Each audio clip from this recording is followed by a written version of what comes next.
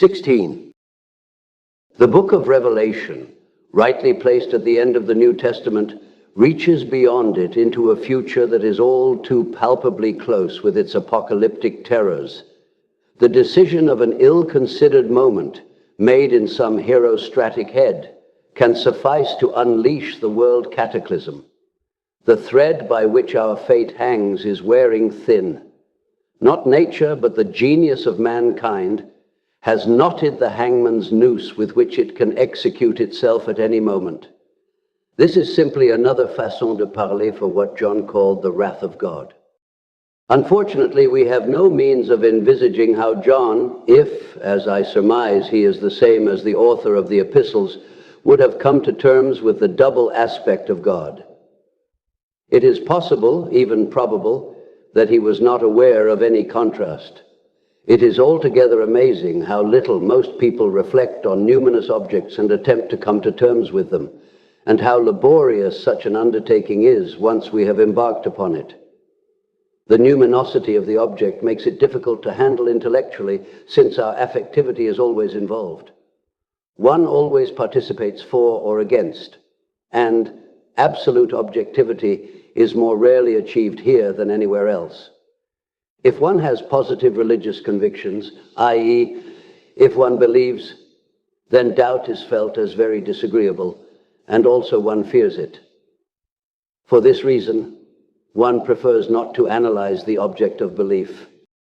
If one has no religious beliefs, then one does not like to admit the feeling of deficit, but prates loudly about one's liberal-mindedness and pats oneself on the back for the noble frankness of one's agnosticism.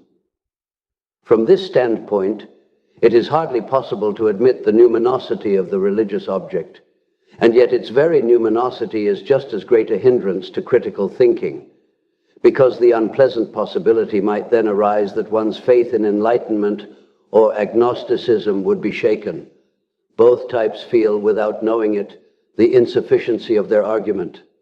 Enlightenment operates with an inadequate rationalistic concept of truth and points triumphantly to the fact that beliefs such as the virgin birth, divine filiation, the resurrection of the dead, transubstantiation, etc., are all moonshine. Agnosticism maintains that it does not possess any knowledge of God or of anything metaphysical, overlooking the fact that one never possesses a metaphysical belief but is possessed by it. Both are possessed by reason, which represents the supreme arbiter who cannot be argued with.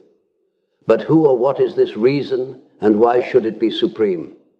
Is not something that is and has real existence for us an authority superior to any rational judgment, as has been shown over and over again in the history of the human mind? Unfortunately, the defenders of faith operate with the same futile arguments, only the other way about. The only thing which is beyond doubt is that there are metaphysical statements which are asserted or denied with considerable affect precisely because of their numinosity. This fact gives us a sure empirical basis from which to proceed. It is objectively real as a psychic phenomenon. The same applies naturally to all statements, even the most contradictory, that ever were or still are numinous. From now on, we shall have to consider religious statements in their totality.